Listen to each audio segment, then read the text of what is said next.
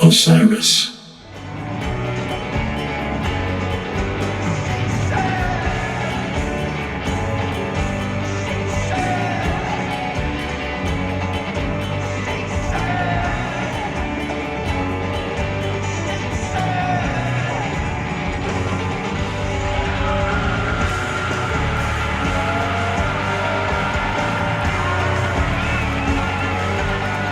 Welcome back to the Corner of Gray Street podcast. As always, I'm Bruce, joined by Nolan, and today we have an extra special guest, Mr. Jesse Cole, owner, founder, Savannah Bananas, Banana Ball, all that good stuff. Jesse, welcome to the show, and thank you for joining us today, man. I am truly excited to be with some DMB fans. This one's going to be fun. Absolutely. Oh, yeah. So Jesse, aka Yellow Tux Jesse, thank you for dressing up, playing the part today. We grew up around baseball. We love minor league baseball. I know you do as well, and that's kind of how all this got started. But just to kind of cover everything, this is the 10th year of Banana Ball, going into the 11th year. You're now selling out NFL stadiums. Clemson, gigantic, huge sports stadiums. Forbes article in September has you guys valued at $500 million. And I mean, you've just taken this to a place that not many people, I'm sure, probably thought it could get to, except for you and the people in your close circle. Your attendance surpassed 2.2 million in 2025, more than double in 2024, and 4 times as much in 2023. We've seen the Bananas on Fallon on TV all the time. Just the other night on Dick Clark's New Year's Rockin' Eve. What has this journey been like for you? Well, it goes back when we first started 10 years ago. We only sold 2 tickets in our first few months. And, my wife and I, we had to sell our house, empty out our savings account, sleeping on an airbed, just trying to make ends meet. But we had a big vision. We wanted to make baseball fun. We wanted to do things people had never seen before. We wanted to mix the worlds of entertainment, Broadway, dancing, and baseball, and create a sport that we think could be truly fans first. So, we started traditional baseball. We played regular baseball, but we had, dancing players and a banana band and banana baby and a breakdancing coach and the Banana Nanas.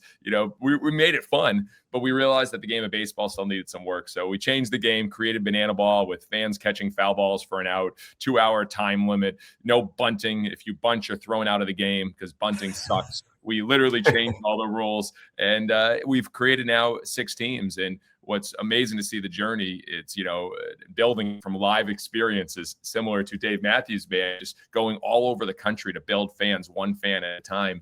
And to now see, even our second team, the Party Animals, have more followers than every Major League Baseball team. They're selling out MLB stadiums without the Bananas. And our third team and fourth team selling out tours all over the country. And our 2 newest teams, quickest to over 100,000 followers in just a month or so without even playing any games. It's amazing to watch. And we know we're still in the first inning, and we're just getting started. I love that. And you hit it right there a little bit, like comparing it to DMB. I also feel like you guys compare to DMB in that you're grassroots, but basically starting from like nothing and being creative with, they had a saxophone and violin and like rock music, and you just don't do that. And you guys changing the baseball game, which is awesome. And the tie into DMB obviously goes far, far deeper for you. Personally, huge DMB fan, which is what drew us to you, to have you on. So rehash the story that kind of went semi-viral last month, and had everyone kind of being like, whoa, wait, what? Yeah, it goes back over 20 years ago, back when I was in college, a junior, big DMB fan. Since I was 12 years old and first heard of them, is when Crash came out. Dates me a little bit, but I was like, wow, this is amazing. Tripping Billies. I got into Lie in Our Graves. I was all into it, and I would listen all the time. And yeah, when I was a junior, all of a sudden I saw this memo put up in our locker room. It says, Dave Matthews Band shooting American Baby music video with players next week at Citadel. And I'm like, what? this is my favorite band in the world, and they're shooting. I'm like blown away. And so they said they're going to film us, right as we get off the bus, we go on the field. And so, of course, I usually sit in the back of the bus. I'm sitting in the front row as ready to go as soon as I get off. It's me and my buddy Zach, who's also a big Dave Matthews fan. So we're sitting in the front row, and it's pouring that day. So the game's actually going to be rained out. And they're like, they still want to get a shot. So we get out, we go to the field, and we see that there is the producers and all these cameras set up. And they say, we want you to line up for the national anthem. And I'm like, yep, 100%. So I go the closest to the camera as possible and line up right there. And all of a sudden, the producer walks up to me. We're in a row. He goes, hi, all we need you to do is to take off your hat, and you're going to stare right at the camera. We're going to do this a bunch. We need to have a serious face, very serious face, and we're going to do this. And, no plan, no prep. I just started doing boom and then staring at the camera. I did it like 6 or 7 times. And he was like, great. Thank you, guys. Appreciate y'all. And like, that was it. And I was like, all right. And we had no idea what's going to happen. Weeks go by, goes into April. And this is when they did premiere. So they did that VH1, 8 p.m. premiere. It was the new album and American Baby. And all of a sudden, we're all tuned in and we're all watching. And I start seeing different people, a boxer stare at the camera. I watch, a person on a beach stare at the camera, a doctor stare at the camera. And me and my buddy's like, dude, it's going to be you staring at the camera. And then all of a sudden it's a tight close up of me just turning and staring at the camera. And we're like, what? Like, this is my favorite band in the world. So fired up. And, at that point, my AOL instant messenger starts blowing up. Everyone is dating myself like crazy, but everyone's reaching out. Dude, we saw it. So then the newspaper reaches out. The newspaper down in Spartanburg, the Herald Journal, does a big story. Cole, baseball player at Wofford, a VH1 star with Dave Matthews Band. I'm like, this is the best in the world. And then it all came crashing down. Literally the next day, I get a call from the athletic director. Now, we're a Division I program. I'm playing there to play professional baseball, scholarship, everything. And he said the NCAA just reached out because it got the newspaper, the media coverage. And I don't know how to say this, Jesse, but you're ineligible for the rest of the season. And I go, what? What are you talking about? They're like, the NCAA says that you were endorsing Dave Matthews Band. And I go, I was a piece of this video for 2 seconds. And they're like, sorry, you can no longer play. And I go, this isn't an option. I'm talking to professional scouts at the time. Like, this is where I'm going, and I can't not play. And finally, they said, well, we can try if we pull you from the video. So they reached out to the Dave Matthews Band, the producers, and they said, yep, we can cut it. And so they scrubbed me from the video. Every single one that's gone out, YouTube, everywhere, they completely scrubbed me, and that was it. That was gone. Until a week later, 2 weeks later, I get a DVD sent to the school and addressed to me and said, here's the one copy of you in it. And it was from Dave Matthews Band. It was a note. We appreciate you. Sorry about what had to happen, but here is your copy. And had it and just found it recently, in the past year. And I was like, I got to put this out because it doesn't exist. It was actually in this, and shared it. And just, again, a testament to Dave Matthews Band, the producers, everyone else. But boy, what a crazy, crazy moment that was back in 2005. Yeah. What a swing of emotions for you. Yeah. I don't understand what the NCAA was getting at with that at all. I'm sure you must have just been like, just absolutely freaking out. And like such a high to then such a low. Yeah, well, I was grateful and fortunate, obviously, to get the opportunity, and it was a great moment. And there was nothing I could do. And now, it's comical. Now is I've developed a relationship with Corn Crapshaw and the band a little bit, and I've gone to so many shows, and I sent that to Corn. I was like, hey, check this out. He's like, amazing. And it's just now kind of a full circle moment. As obviously we've toured all over the country, and I continue to see Dave every single year that I'm on tour. We try to find that moment to go see them, and so it's a full circle moment. But again, a testament to the band for saying, hey, we had to do this. We want to get you eligible, but here's a copy so you can have for your records, which was cool. Yeah, and now college athletes are getting paid left and right, and then you can get drafted and even then go back to school and play college basketball. I don't know what's paid happening. $1 million for playing in the NCAA, but I could. My 3 seconds of a Dave Matthews video was scrubbed. But hey, it's it's not easy what the NCAA is doing. It's an evolving game. I was just very grateful to get at least a little shot to be on it for a few seconds. Yeah. And like you said, a testament just to the band and their management. They seem to try to, as much as they can, for as long as we can remember, go out of their way for others, and go out of their way to make sure that right is done when they possibly can. Well, they could have said no. It was already out. It was out on VH1. They Mhm. already done. They didn't have to. They could have just said no. We're not going to do a recut. This is it. And then I'm battling with the NCAA to be able to play the game that I came to college to play. But they just said, "Yep, we'll do it." And here we're going to send him a copy as well. And again, it goes back to the name of our company is Fans First, and I believe Dave Matthews Band and the way they have operated since they started in the early 90s has been truly putting the fans first, traveling all over the country, letting them record shows. I mean, doing all things that most bands wouldn't do. And so again, just it's a small world, but grateful to be able to share that now 20 years later. Yeah. I mean, expand on that a little bit, because you said that you guys have like learned a lot from DMB, and I would assume management band and they're two separate kind of deals, but same. It's kind of like with the corporate of you guys and the team itself. So how have you learned from them? What do you implement from them? Yeah, well, let's start just about the origin. Again, you mentioned this briefly, but there was a different sound in the 90s. It was getting into grunge rock, and everyone had a certain type of genre. You fit into a box. And Dave Matthews Band, obviously from his origins and where he developed music and his inspiration, he said, we're going to do it different. And you're right. Now, yes, saxophone, yes, violin and bringing in, but even just his whole sound, it was so different. And everyone was about, hey, I want to make it on the radio. It's like, nah, I'm going to do a 10-minute jam. I'm just going to go into it. It was so differentiated. And it was differentiated about how you make people feel, the moments. And that's why the live show. And so when he, obviously the inspiration from Grateful Dead, from Korn, as he's, managing them, he's like, you got to get on the road. You got to go play everywhere. If you got to play two times a day, if you're going to play in a parking lot, they were playing fraternities. I mean, literally just to think about, I was at my frat and I was just checking out Dave Matthews Band. To go back and say that, if I was at a frat and a frat party and hearing Dave Matthews Band, are you kidding me? But they were open. I mean, they were doing, I think you guys probably know, it was almost 200 shows in the early 90s. I mean, they were playing everywhere and nonstop. And it was like, we're going to get around the country. We're going to travel in this 15-person passenger van, and we're going to find a way. And it wasn't like we're going to make radio hits. We're going to go directly to the fans. And then we're going to make sure that, the live experience is so good and that people, hey, share it. Record it. The tapes started going around, and they would show up to a place they never played before, and people are singing their songs and they're not on the radio. And so when we think about what we have built, and it has been this, literally, when we said we're leaving traditional baseball, we're going on the road.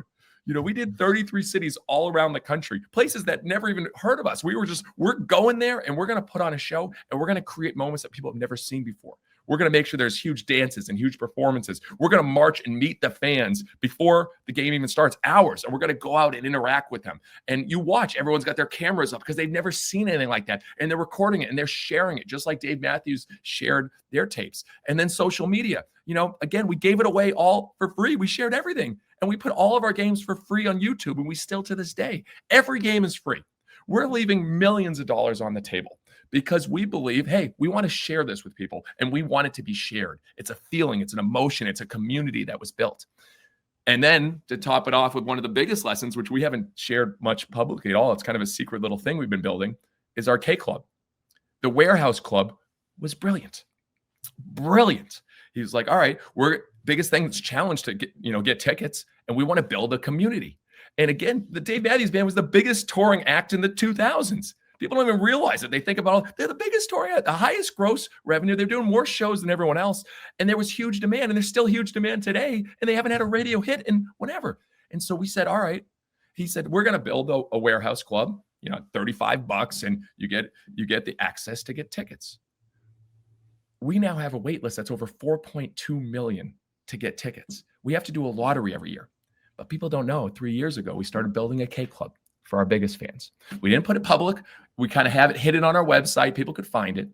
And that has grown. And we haven't even really shared numbers, but we've quietly, without zero promotion, over 40,000 plus K Clubbers that get access to get tickets before anyone else.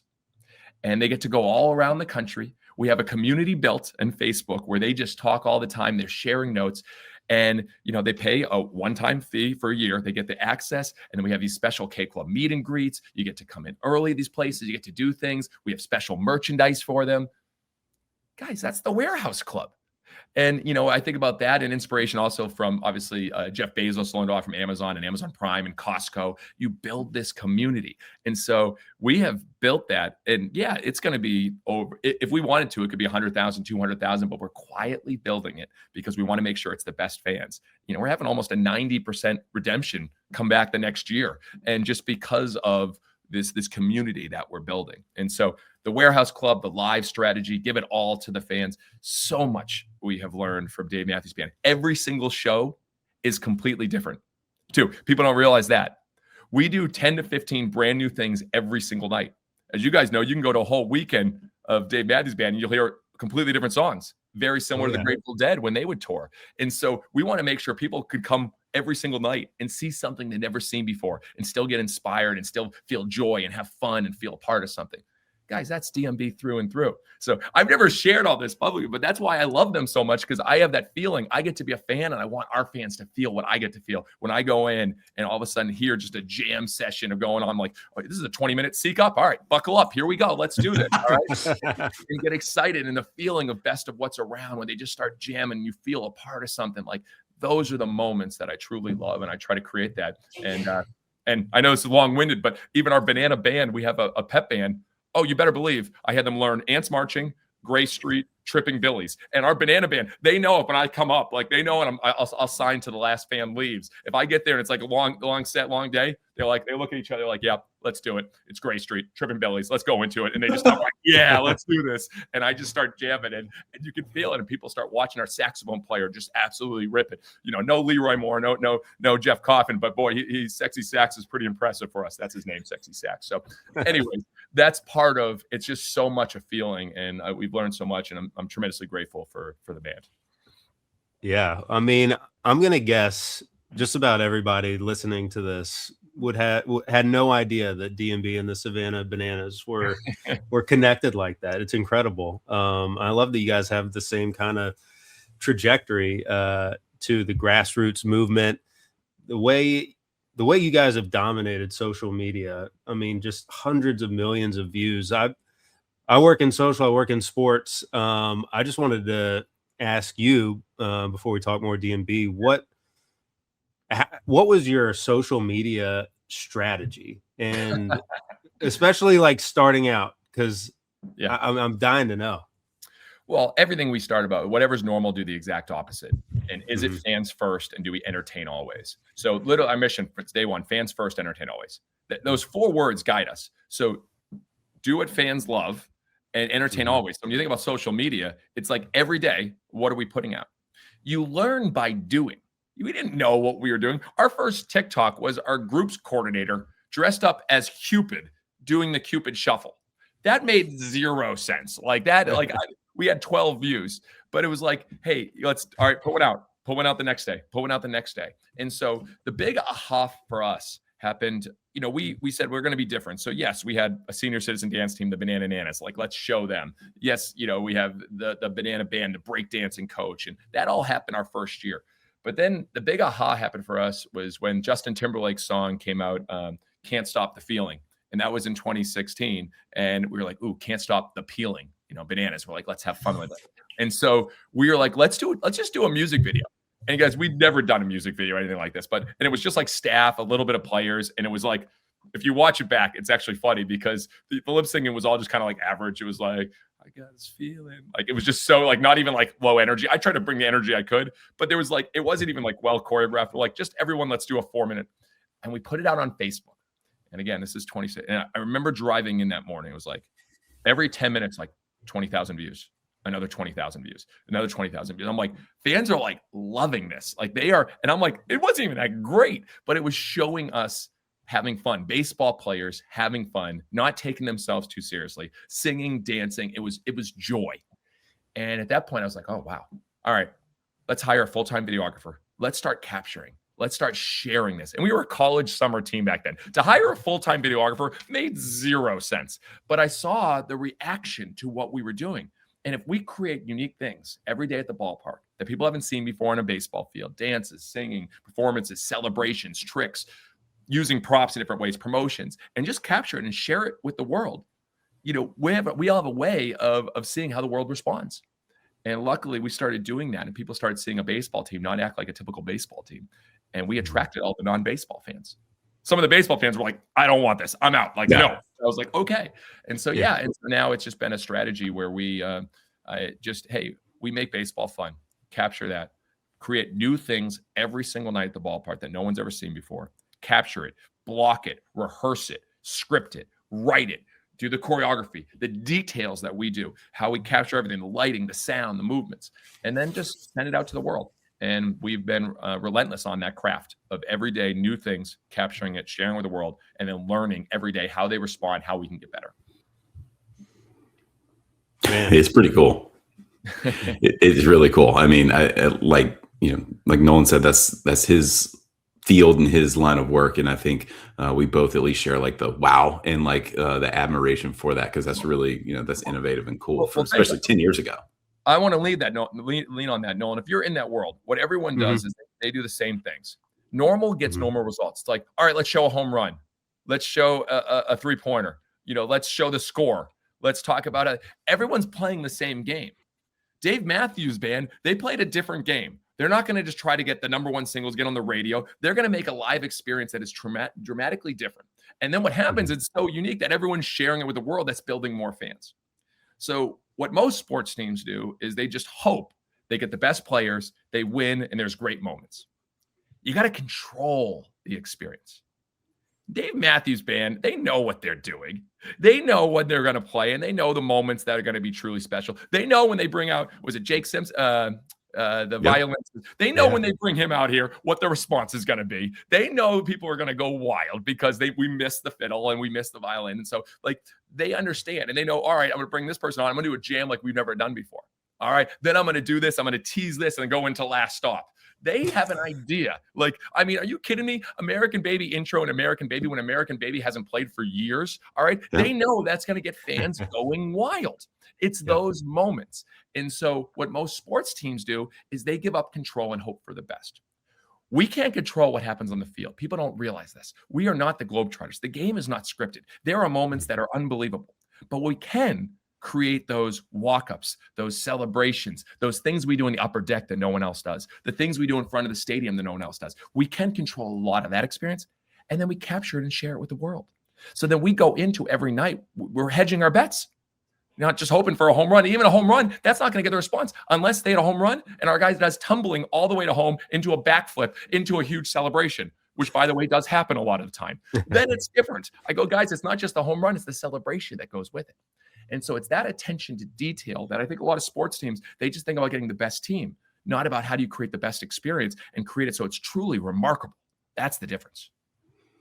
I love it. And I've got to stand up for Nolan here and put it out there. He's with Duke basketball, and they are probably the most innovative and have been the coolest on social media. And they smoke everyone in followers, just like you guys. Well done. And no, I didn't know that. I mean, again, because that experience is truly amazing. So you guys, obviously the Cameron crazies and everything, that's pretty special.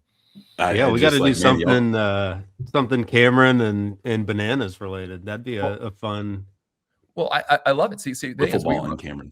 It's so good. I love, again, just the idea of that atmosphere and the energy, and you can feel it. When I think of it, I just think of people bouncing up and down. Like that's what I literally think. I think of bouncing up and down. It's like, I want that in a baseball stadium. I want behind home plate. It's like everyone just sitting down. Everyone's just bouncing. Like, what is going on? Is this a baseball game? No, it's banana ball. We got the Cameron crazies. We get inspired. Here's what we got. Like that. That's special. That's different. And not most sports teams have that. Yeah, no, we've been lucky to have fans like that and a venue like that, and the players and coaches. I want to ask you, okay, so obviously you played baseball, background in minor league baseball. I also my summer job growing up was working at our Greensboro Grasshoppers minor league baseball team. Yeah, and the name of the game is fans first and to entertain. Yeah. So you combine that with this unique version of baseball at a time where baseball was getting, I feel like, a little stale, and people's attention spans were obviously shrinking, and they're talking about pitch clocks and how can we speed the game up. Was a lot of this for you just like right place, right time? and like combined with your creativity, where you just like, this needs to happen now. Now's like the perfect time for this. Well, it's I've learned so much from Walt Disney and then P.T. Barnum, and P.T. Barnum was the greatest promoter of all time back in the 1800s, and there was no TV, there was no social media, but he used the power of the written word, which he did a lot of writing, and he also was a great speaker. And so, I think the greatest creators find whatever their medium is and can turn it into something.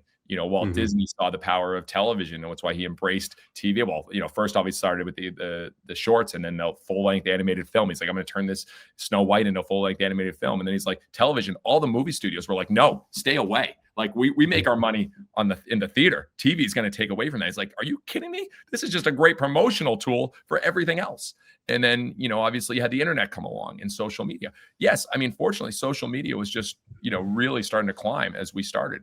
But people don't realize I spent 8 to 10 years in a little town in North Carolina, Gastonia, before we launched the Bananas. We had one media story. I think one in like 8 years. I got interviewed by the TV, like the Charlotte News once. All right. We were just working on our craft every single day on how to get better, how to create a better experience, how to do things that could create attention, how to do things that are remarkable. So, I think, yes, the timing is something, but the reality is now with AI, there's going to be something else in 2, 3, 4 years. You just got to continue to focus on, putting yourself in your customers or your fans' shoes and thinking what can be the greatest possible experience from the first interaction, the first impression to the last impression. And that's both in person and that is with social media, or with whatever's next. And so, yes, I think, we saw where it was going. The social media for us was, what TV was for Walt, or what the internet was, for Jeff Bezos. And we saw this opportunity that, hey, we can share everything we do and it's free. It is free. And that is unbelievable. How lucky are we?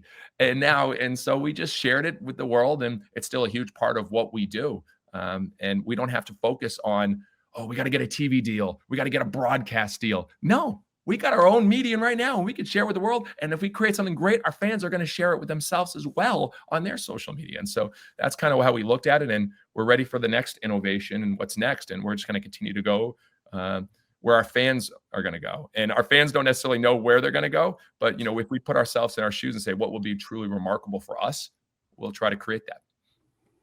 Yeah. I have one quick follow-up before we get into some D&B. Have you always had a passion and talent for marketing and creativity? Have you always been that kind of person, or when did that kind of become your thing? Because you're up there with the best of them. I appreciate that. I never think of what we do as marketing. I never have thought of it as marketing.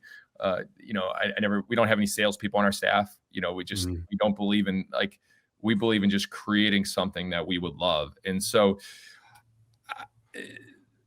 I learn constantly, and our team learns constantly from outside the industry. And we learn from, again, going back, Grateful Dead, Cirque du Soleil, WWE, Disney, Amazon, Apple. And when you look at the greatest Pixar, Mr. Beast, the greatest creators, they have a different standard of what they're creating. And it's not, fine is an F-bomb in our organization. You say, oh, it's fine. You better not say that. Nothing is just fine. We need to make something special. And so everything starts with ideas. I think most people in the market's like, all right, well, we got this, let's do this. It's how much time do you spend working on ideas? I have an idea book. We've been doing it for 6-7 years. I do 10 ideas every single day. And a lot of them are crap, guys. but when you work your idea muscle for a long time, you're able to see things that maybe others won't see because you have a different lens of looking at things, and constantly creating over consuming. I think, you say, oh, you're great at marketing. I just think we're obsessed with creating. We're obsessed with ideas. More people today consume more than they create. We are obsessed with creating before we consume, and creating more than we consume. And so if every day you have a creator mindset and put things out in the world, you're going to learn. It's what you guys are doing. You started a podcast. It's like, I'm just going to share this out with the world. You created something. We need more creators. We need less people that are consuming. We need more people that create new things, because that's what you learn from, and that's how you grow and evolve. And so, yeah, we're just a creative company, but it's not because we're quote unquote creative. It's because we commit to creating. If you want to be a great creator, commit daily to creating. And that's what we try to do. I love all of that. I mean, you literally had like 4 t-shirt taglines within there, like the commit to creating and creating over consuming. You had some great stuff. But yeah, like Nolan said, back to DMB. You mentioned about having first impressions. Yeah. How did your fandom start? What hooked you? When was your first show? Let's go. Yep. All right. So I was an only child, parents got divorced. And, I had a lot of alone time, independent time, just kind of like figuring it out, trying to find friends, doing things. And so we were in elementary school, and the way our school set up in Situate, Massachusetts, we'd go to elementary school, and then in 6th grade, we go to middle school. And this was a very forming time, this was a time where it's like, you're 12 years old, you're trying to make friends. And I'll never forget the first day of school.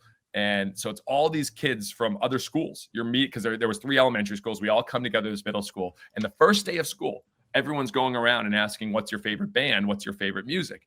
And I'm like, I didn't listen to much. I listened to what my dad did, but I'm not going to say like, Steely Dan, Fleetwood Mac. Like, I'm just like, I'm not going to say that because I didn't have like brothers or sisters or whatever.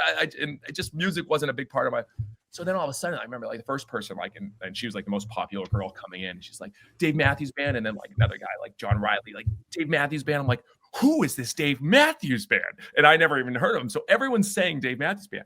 So I go to my dad. I'm like, Dad, Dave Matthews Band. He's like, yeah, I think I've heard of them. Like, do you want to go to the record store? Again, dating myself here. So I go to downtown, down to the harbor. I go in and I see it was 96, and I see 2 albums, and I see the first one was Crash. It came out. I'm like, all right, get in this. So I get it, and then I'm like, I remember going in my room and I listened to it over and over and again, and I was like fascinated. You remember in some of the tracks, you could hear them like playing ping pong and like talking, and like I think it was like "Lie in Our Graves," and I'm like, whoa. It's cool. I'm listening to it over and over again. And I was like, oh, understand. And there's another album. I go back, Under the Table and Dreaming. I get that. And I'm like, whoa. And then like Hidden 34. And I'm like, this is amazing. Like all these cool things in the album. And I just couldn't stop listening to it. And then the internet was just starting there. So I started searching all the things like, about the band and all the conversations. And I fell in love with it. And I think my first show was, I remember exactly where it was. It was at the old Patriot Stadium. So I think it was called Foxborough Stadium or whatever. It was the old Patriot Stadium.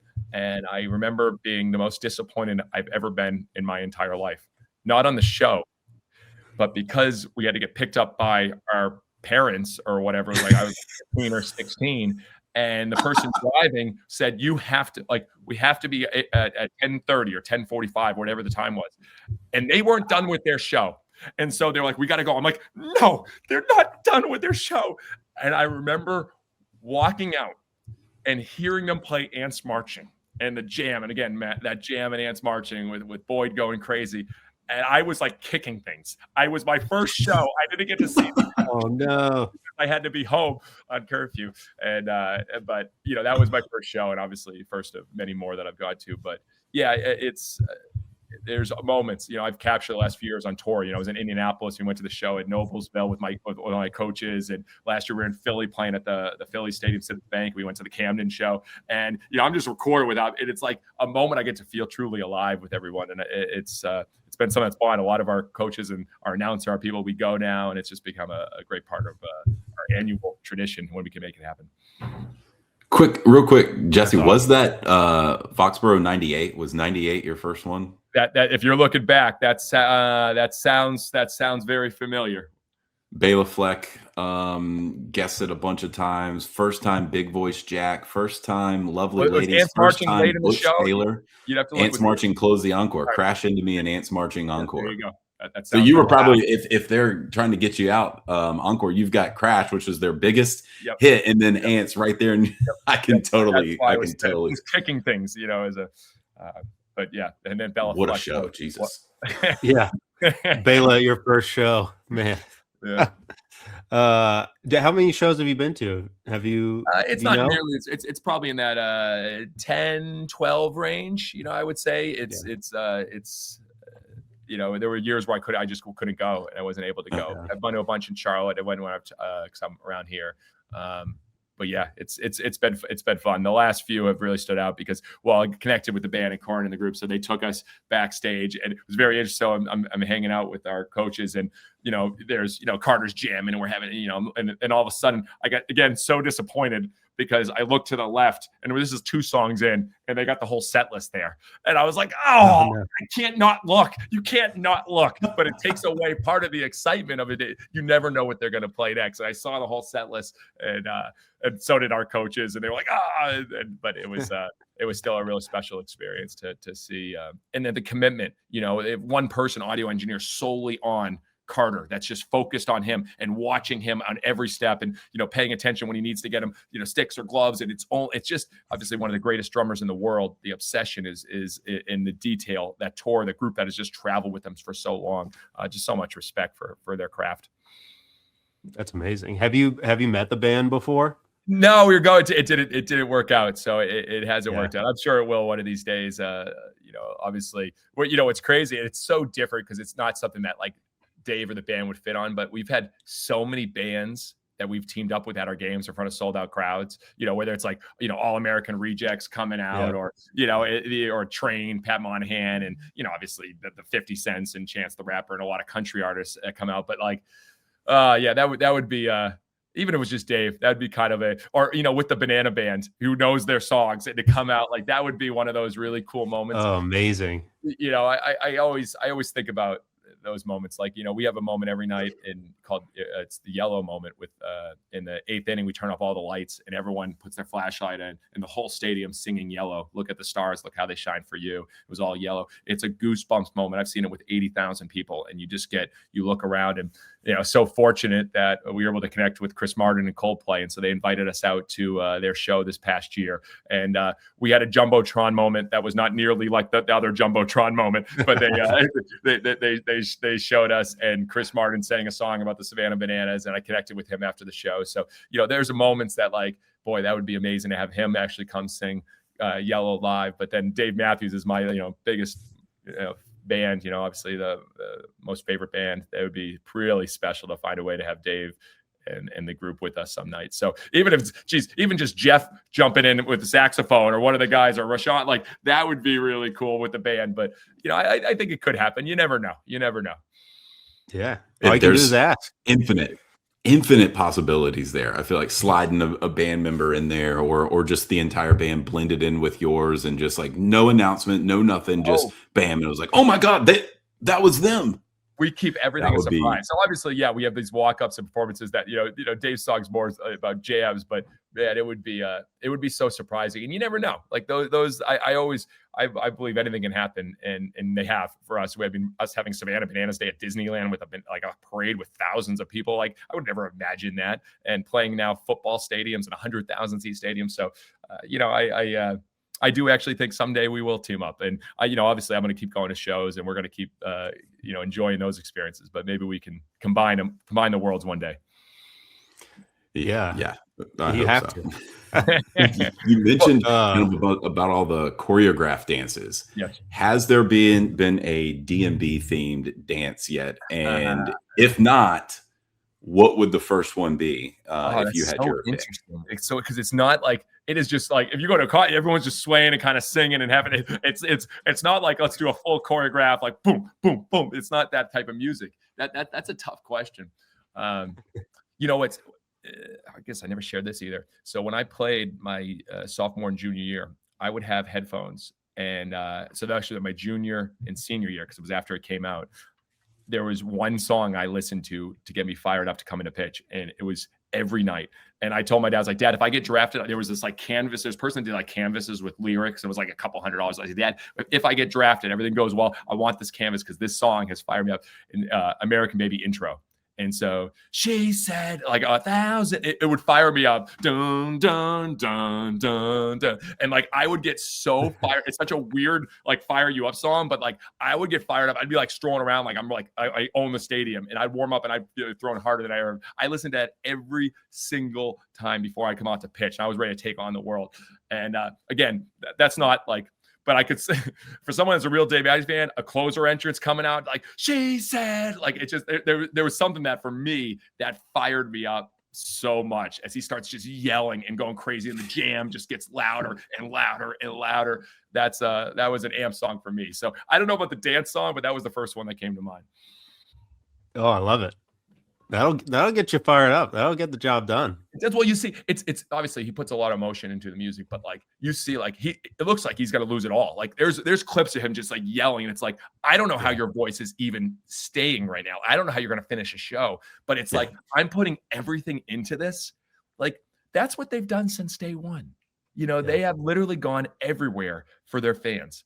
And that song, when I hear that or see it, I've actually never heard it live. I want to one day, but I've watched numerous videos. But to see them perform that is just, you feel it's like, I'm giving you everything I got right now.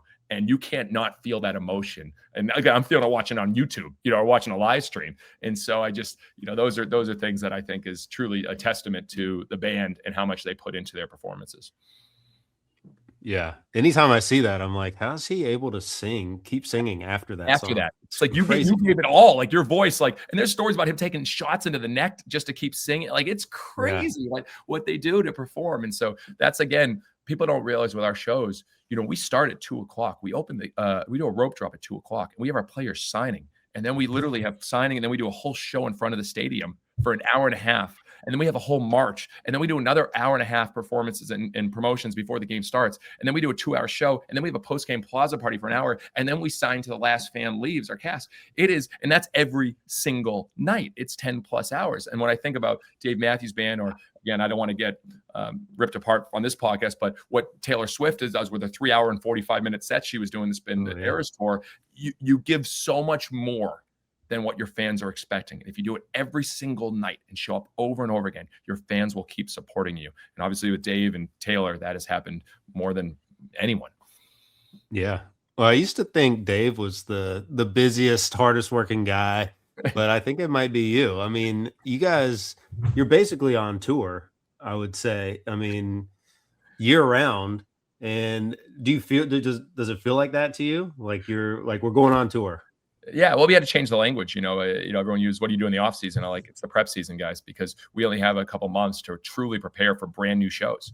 Again, every year we're doing brand new shows. I think what's great, Dave, obviously they do some new things with the lights and they change some things with the videos and stuff, but and they obviously new songs and constantly creating, but it's like, we have to literally recreate new shows and new entrances, new music, we're doing original music this year. Like there's a lot of cool things we're working on for all 6 teams. And they're all playing at completely different venues, which all have completely different setups. And so it's not like, you have a stage and you can perform. It's like, no, we have to, where fans come in, what the plaza in front looks like, where's the video board, what's the upper deck access, how are we going to get the upper deck? It's all different, especially football stadiums. Good luck. They weren't built for banana ball or baseball.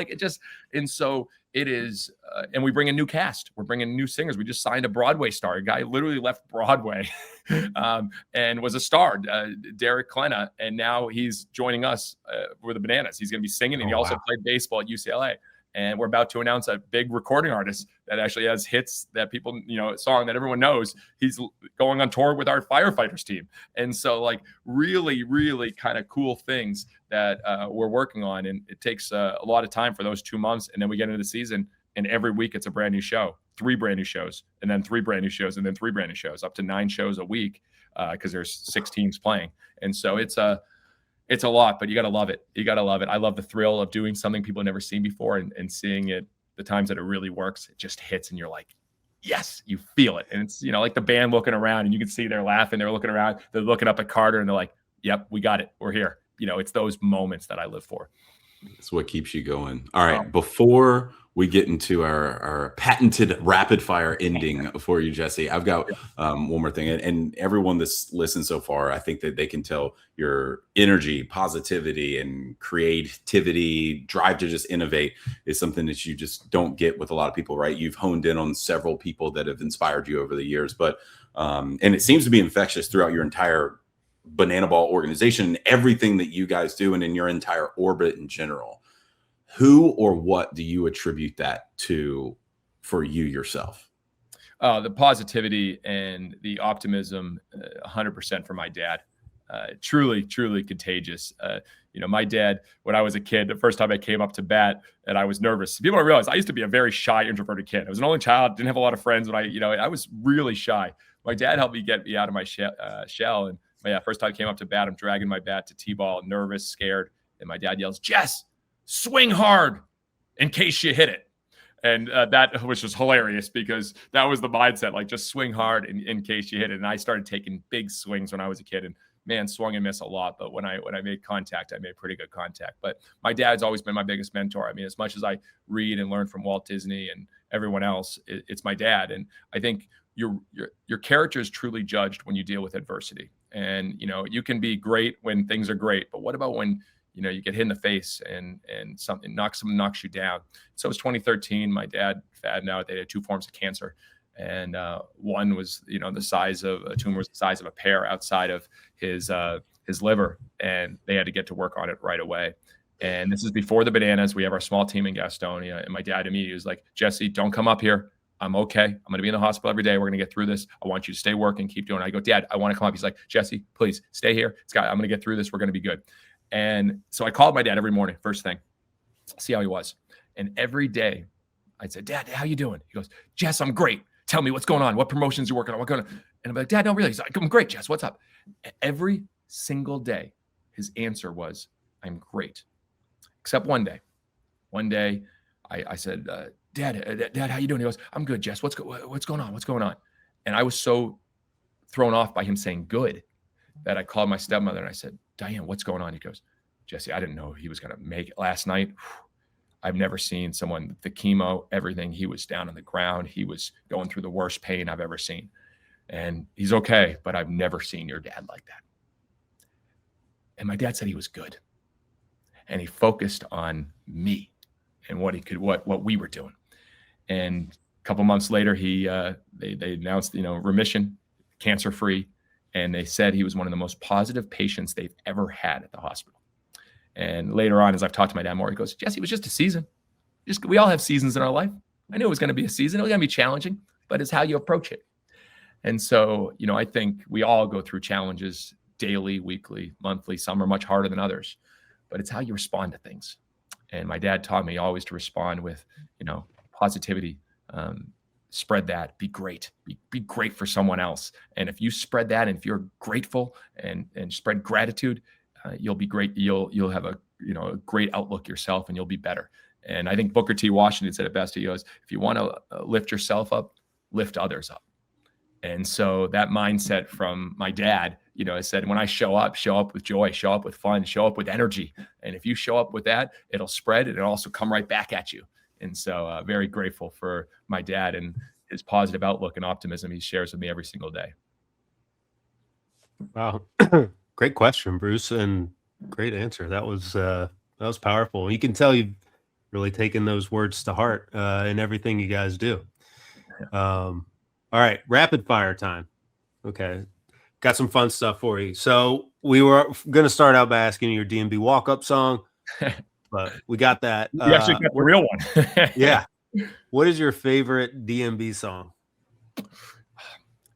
I had a feeling you guys would go into this because it's such a hard question. And, you know, all right, I'll just gotta say it has to be one that has an unbelievable jam in it, because those jams lift me up more than anything. So when you look at the unbelievable jams, you know, you go to Lie in Our Graves, you go to Ants Marching, you go to Tripping, you go to Gray Street, Two-Step, you go to, you know, obviously there's a few, Warehouse, but the one that always lifts me up and I just love more than anything, it's Best of What's Around. And obviously on the original EP, but it's not where, but it's who you're with that really matters. And just that mindset goes back to the last question, but also just the jam at the end.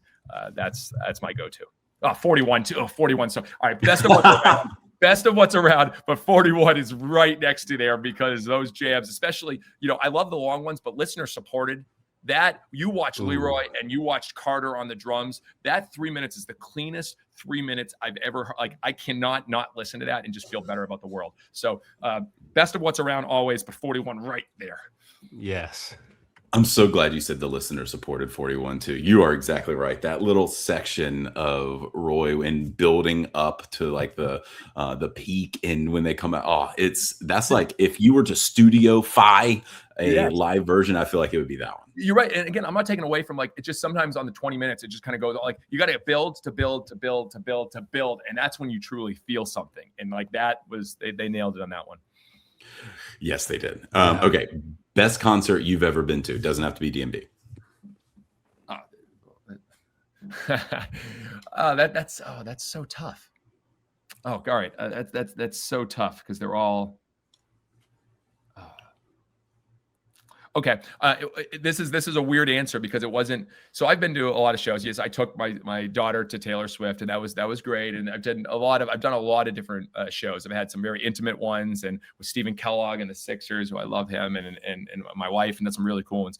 But this wasn't supposed to be a concert I was going to, but it was one that I felt truly a part of. Again, the best concerts are the ones where you don't pay attention to anything else. You are just there. You are fully in. Like there's nothing else in the world. That's what I feel the best concert is. And I've had some great OAR, love them, had some great ones with them. But it was this past year, and it wasn't a concert. The band, country band, Low Cash, was playing. They played, I don't know if you're familiar with them, Hometown Home and some other big songs. And they were playing at our game. They did a halftime show, and then they were going to do a post-game concert after our game and with our band and everything. And I'll never forget, we're out there and there's thousands of fans on the streets, our last game on the road in Houston. And they go into this final song, and it might have gone, guys, 20 to 30 minutes. And they said, we've never gone, because what happened is our band jumped on. Jason Arndt with our Tailgaters team, he started singing with them. Then all of a sudden they brought us on, and our whole cast is on stage.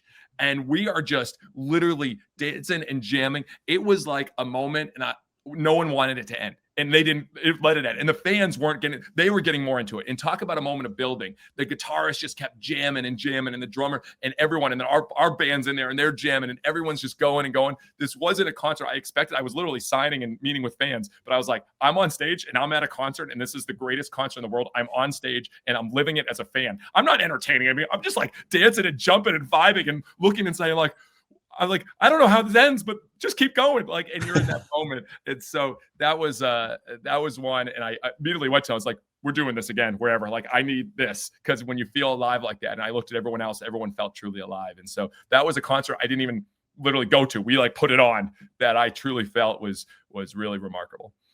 Oh, that's awesome. Do you have a favorite venue the Bananas have played in? Grew up south of Boston, so it's hard for me not to say Fenway Park. Fenway, I was bat boy for the Red Sox when I was 5 years old for one day, and had my first moment there, and got to see probably over 100 games back when it was $5 in the bleacher seats, but to be able to perform there and see 37,000 fans on the biggest crowds of the year singing Yellow, and just look around and see, and look at what we've done. And I always had a dream to sell out Fenway Park, and I always had a dream to play at Fenway Park as a player.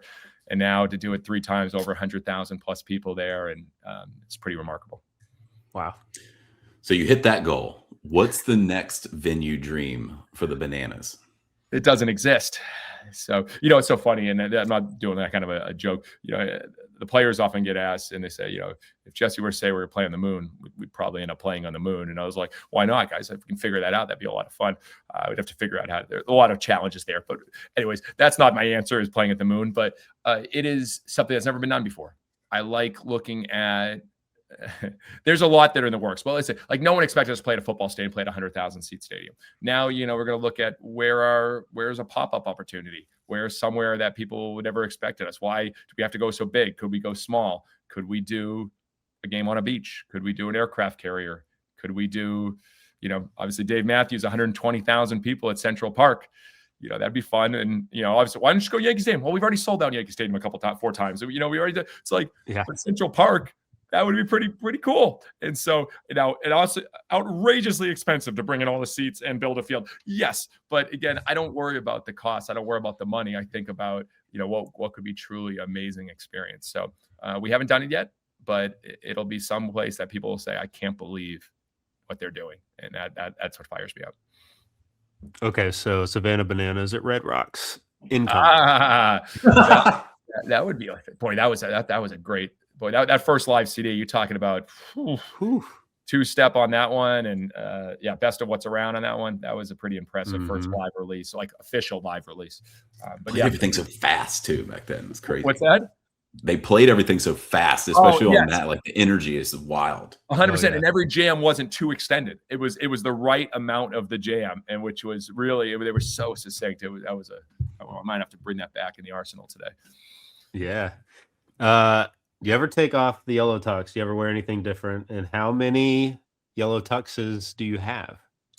Yes, I am a dad. So I have 3 amazing kids. And so in dad mode, I am not yellow tux. But yeah, when I work, this is my uniform. And I believe everyone has something that makes them different and makes them stand out. And so when I put this on, it's a different level of energy into the passion of what I love with our work. And PT Barnum, he didn't dress like everyone else. He's trying to stand out. And so I believe in that. So I have 9 of these yellow tuxes, but that might grow because we're going to be traveling even more this year with 16. So I might have to have an extra one in case I get a lot of battle scars, guys. A lot of Sharpies go on them. Things spill. Things with the fans. We get a lot of battle scars. So we'll see where that ends up this year. But right now, I currently have 9. Bucket list venue to see DMB.